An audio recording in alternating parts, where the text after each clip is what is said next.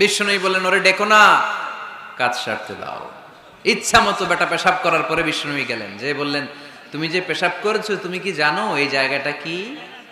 বেদুইন বলে, না আমি তো জানি না এই জায়গাটা কি। বিষ্ণু বললেন, এটা আমাদের ইবাদতগাহ। এটা আমাদের কি? ইবাদতগাহ। এখানে ঢুকে আমরা আমাদের রবরে ডাকি, আল্লাহরে ডাকি, আমরা নামাজ পড়ি, জিকির করি, তাসবিহ পড়ি, এটা আমাদের ইবাদতগাহ। কাজটা করা তোমার মোটেও ঠিক হয়নি। লোকটা অবাক হয়ে গেল, ঘটনা কি? তাদের ইবাদতগাতে আমি পেশাব করেছি আর আমাকে জামাই আদর, আর আমাকে এত সুন্দর করে বলে যে এটা ইবাদতগাহ। আমাদের ইবাদতগাহের ভিতরে যদি কেউ এরকম করতো, ওরে তো একেবারে সাইজ করে ফেলতাম। সে অবাক হয়ে গেল। সে জিজ্ঞেস করলো, হু আর ইউ, কে আপনি? বিষ্ণু বললেন, আনা মুহাম্মদ সাল্লাল্লাহু, আমি শান্তির ধর্ম ইসলামের প্রেরণার বাণীবাহক। আমি লা ইলাহা ইল্লাল্লাহ মুহাম্মাদুর রাসূলুল্লাহ এই বাণী দিয়ে গোটা বিশ্বে বিপ্লব তৈরি করতে এসেছি। বেদুইন বলল, আমাকেও আপনার বিপ্লবে শরীক করে নেন। ইসলাম মারামারি কাটাকাটিতে আসে নাই। আপনার ব্রড মাইন্ডেড অ্যাটিটিউড দেখে হিন্দু ভাইরা কালিমা পড়ে মুসলমান হয়ে যাবে। এজন্য আল্লাহ বললেন, আলাম নাশরাহ লাকা সাদরাকা ওয়া ওয়াদা'না আনকা বিজরাক আল্লাযী আনকাদা যাহরাক ওয়া রাফা'না লাকা যিকরাক। সুবহানাল্লাহ পড়েন। আলাম নাশরাহ লাকা সাদরাক, নবী হে, আমি কি আপনারে ব্রড মাইন্ডেড বানিয়ে দেই নাই? এটা আপনার জীবনে বড় নেয়ামত। আপনি সংকীর্ণ মনা না, আপনি ছোট মনের মানুষ নয়, আপনি বিশাল হৃদয়ের মানুষ। ইসলামের জন্য আপনার হৃদয়টারে আমি নবী খুলে দিয়েছি। এ হলো বিশ্বনবীর উপর প্রথম নেয়ামত।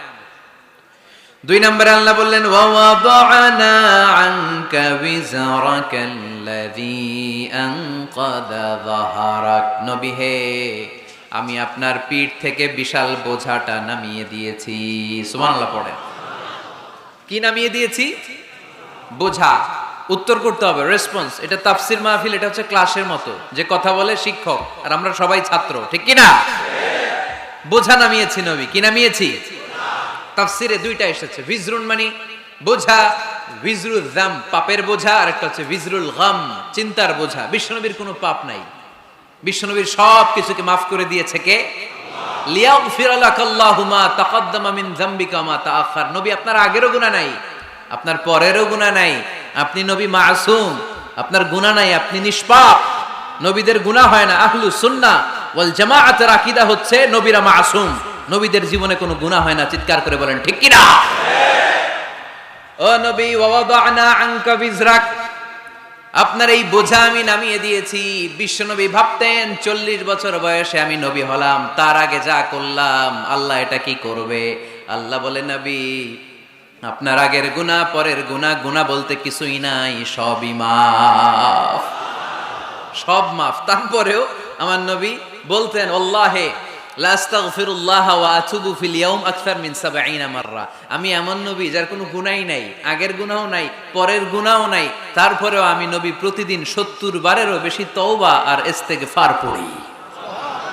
আমাদের জন্য শিক্ষা। তাহলে আল্লাহ বললেন, ওয়া ওয়াদা'না আনকা বিজরাক, পাপের বোঝা আমি নামিয়ে দিলাম। বিশ্বনবীর কোনো পাপ নাই, পাপ মুক্ত। তাফসিরে 2 নম্বরে এসেছে ভিজরুল গাম চিন্তার বোঝা। বিশ্বনবী সব সময় আমাদেরকে নিয়ে চিন্তা করতেন। কাকে নিয়ে চিন্তা? কথা বলেন। আমাদেরও চিন্তা আছে না নাই? কিসের চিন্তা? হ্যাঁ, টাকার চিন্তা। ফরিদপুরের ভাইদের টাকার চিন্তা। আর কিসের চিন্তা আপনাদের? হ্যাঁ, উম্মতের চিন্তা। মাশাআল্লাহ, এই ভাই উম্মতকে নিয়ে ভাবে। আপনাদের আর কার কি নিয়ে চিন্তা বলেন? পেটের চিন্তা। এদিকে পাওয়া গেছে পেটের চিন্তা, এদিকে বউয়ের চিন্তা, কবরের চিন্তা। আর কিসের চিন্তা? আখিরাতের চিন্তা। তো আমাদেরও চিন্তা আছে, বিশ্বনবীরও চিন্তা ছিল। 2 চিন্তা কি এক? বিশ্বনবীর কাঁধে তো পুরা উম্মার জিম্মাদারি। কিয়ামত পর্যন্ত যারা পৃথিবীতে আসবে সবার জন্য বিশ্বনবী কাঁদতেন। এই আওয়াজ করে কে? এদিকে কি হয়েছে? ওরে বসায় দেন। বিশ্বনবীর গোটা উম্মাহ নিয়ে চিন্তা।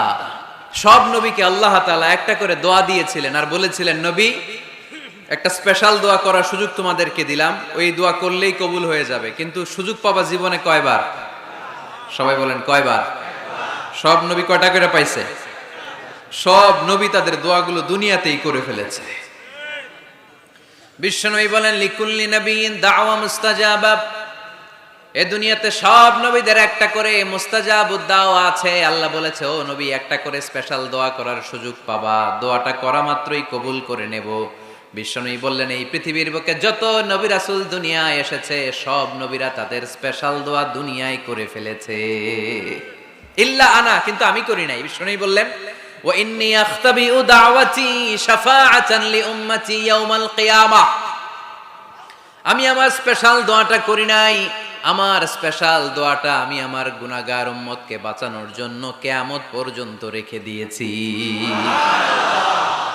আমরা যেদিন বিপদে পড়ে যাব, যেদিন আমার আব্বা আমারে চিনবে না, আমি আমার আব্বারে চিনব না, নেতা তার কর্মীরে চিনবে না, কর্মী নেতারে চিনবে না, ঠিক কি না? পীর সাহেব মুরিদরে চিনবে না, মুরিদ পীর সাহেবরে চিনবে না, স্বামী তার স্ত্রীরে চিনবে না, স্ত্রী তার স্বামীরে চিনবে না। নবী থেকে শুরু করে, অলি থেকে শুরু করে, শহীদ থেকে শুরু করে সবার মুখে একটাই জিকির, ইয়া নাফসি ইয়া নাফসি ইয়া নাফসি। আকাশের সূর্যটা যেদিন মাথার কাছে চলে আসবে, জমিনটা তামার জমিন হয়ে যাবে, সূর্যের তাপে মাথার মগজগুলো ভাতের মাড়ের মতো গলে গলে নাকের ছিদ্র কানের ছিদ্র দিয়ে টপ টপ করে বেয়ে বেয়ে নিচে পড়বে। ওই কঠিন দিনে কেউ কাউরে চিনবে না। বিষ্ণু বললেন, ওই দোয়াটা আমি দুনিয়ায় করি নাই, আমি বদরের যুদ্ধে মার খেয়েছি, উহুদের যুদ্ধে দাঁত ভেঙেছি, আমি না খেয়ে পেটে পাথর বেঁধেছি। আমি যদি ওই দিন দোয়া করতাম, আল্লাহ দোয়া কবুল করে নিত, জান্নাতি খাবার দিয়ে দিত, আমার মায়ের খাওয়া লাগতো না, তায়েফে আমার রক্ত ঝরতো না, দোয়া করলেই কবুল। কিন্তু ওই দোয়াটা আমি দুনিয়ায় করি নাই, ওই দোয়াটা আমার জন্য, আপনার জন্য, আমাদের জন্য বিশ্বনবী জমা রেখে দিয়েছে। এজন্য বিশ্বনবীর চিন্তা আর আমাদের চিন্তা এক চিন্তা না, বিশ্বনবীর পুরা উম্মতের চিন্তা। কিয়ামত পর্যন্ত যত মানুষ আসবে সবাই আমার উম্মত, না জানি তাদের নসিবে কি হয়ে যায়। এই চিন্তার বোঝা বিশ্বনবীকে কাবু করে ফেলেছিল। আল্লাহ বললেন, নবী নো টেনশন, কোনো টেনশন নাই, আপনার এই চিন্তার বোঝাকে আপনার পিঠ থেকে আমি আল্লাহ নিজ দায়িত্বে সরিয়ে নিলাম। এজন্য আল্লাহ বললেন, আলাম নাশরাহ লাকা সাদরাকা ওয়া ওয়াদা'না আনকা বিজরাক আল্লাযী আনকাদা যাহরাক। যেই চিন্তার বোঝা আপনাকে কষ্ট দেয়, যেই চিন্তার বোঝা আপনারে পেরেশান করে তোলে, আপনার পিঠ থেকে ওই চিন্তার বোঝা নবী আমি সরিয়ে নিলাম। কি দিয়ে সরিয়ে নিল? কোরআনের আলো দিয়ে। আওয়াজ করে বলতে হবে, কি দিয়ে? বিশ্বনবী মক্কায় দেখতেন মূর্তির পূজা হয়, আল্লাহর ঘরের ভিতরে 360টা মূর্তির পূজা। বিশ্বনবী দেখতে পেলেন দুর্বলের উপরে সবলের অত্যাচার, বিশ্বনবী দেখতে পেলেন নারীদেরকে অত্যাচার করা হয়। কন্যা সন্তান হলে বাবা তার মেয়েটাকে নিয়ে জঙ্গলের ভেতরে ঢুকে কিংবা মরুভূমির ভেতরে যে জীবিত দাফন করে দেয়। ওয়া ইদাল মাউউদাতু সুইলাত ওয়াদুল বানা, বিশ্বনবী এগুলো দেখতেন চারপাশে। দেখে এই পথহারা জাতিকে কিভাবে উদ্ধার করবেন, কি দিয়ে উদ্ধার করা যায়, এই টেনশনে বিশ্বনবীর পিঠ বাঁকা হয়ে গিয়েছিল। উপমা, বাঁকা হয়ে গিয়েছিল। বিশ্বনবী সব সময় পেরেশান থাকতেন। আল্লাহ বললেন, নবী টেনশনের দরকার নাই, হেরা গুহায় এমন একটা নূরের আলো দিয়ে আমি আপনারে আলোকিত করব, যার মাধ্যমে সব পেরেশানি দূর হয়ে যাবে। ألم نشرح لك صدرك ووضعنا عنك وزرك الذي أنقض ظهرك। আপনাকে পেরেশান বানিয়ে দেয় এরকম সব চিন্তার বোঝা আমি আল্লাহ সরিয়ে নিলাম। সুবহানাল্লাহ। দুইটা নেয়ামত শুনলাম, এবার 3 নম্বর নেয়ামত আল্লাহ বললেন, ওয়া রাফা'না লাকা যিকরাক। এই আয়াতটা মুখস্থ করতে হবে আজকে, আমার সাথে সাথে পড়েন, ওয়া রাফা'না লাকা যিকরাক। সবাই বলেন নাই, পড়েন, ওয়া রাফা'না লাকা যিকরাক ওয়া রাফা'না লাকা যিকরাক। নবী হে, আপনার সম্মানকে আমি আকাশচুম্বী করেছি। I have dignified your status high and high, the highest peak. আপনার মর্যাদা উঠাতে উঠাতে আকাশ বাতাস ছাপিয়ে সাত আকাশ কাঁপিয়ে আরশের উপরে নিয়ে গিয়েছি। আপনার মর্যাদা আমার পরপরই, স্রষ্টার পরে পুরো সৃষ্টিকুলের উপরে বিশ্বনবীর মর্যাদা আছে না নেই? এজন্য আল্লাহ বললেন ওয়ারাফা'না লাকা যিকরাক, ও নবী আপনার মর্যাদা সম্মান আমি আকাশচুম্বী করেছি। আপনার সুনাম, সুখ্যাতি, মান, মর্যাদা আমি গোটা বিশ্বে ছড়াইয়া দেব। এই আয়াত যখন নাজিল হলো কাফেররা হাসতে শুরু করলো। কাফেররা বলে মোহাম্মদ বেটা বলে কি, ও জানে বাঁচবে কিনা ওইটাই তো সন্দেহ। আমরা যেই ষড়যন্ত্র পাকাচ্ছি ও জানে বাঁচবে কিনা সে এটাই সন্দেহ, তার নাম গোটা বিশ্বে ছড়াবে কি করে আমরা দেখে নেব। আল্লাহ বলেন তোরা আমার নবীর সুনাম সুখ্যাতি ছড়ানোর ব্যাপারে বাধা তৈরি করবি, তোরা আমার নবীর ব্যাপারে অপপ্রচার চালাবি, তোদের অপপ্রচারকেই আমি আমার নবীর প্রচার মাধ্যম বানিয়ে দেব। তোরা করবি অপপ্রচার।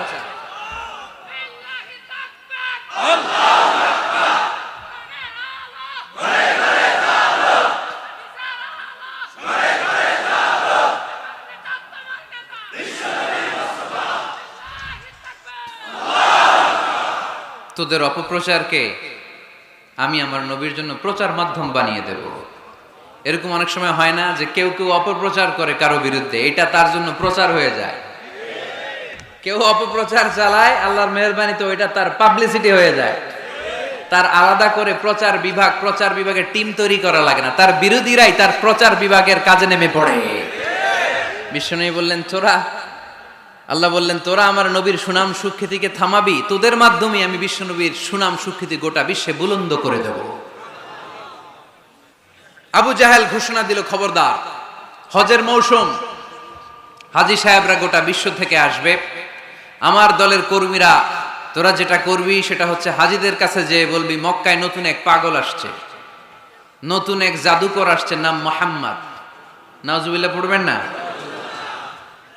খবরদার হাজী সাহেবেরা এই পাগলের কাছে যেও না।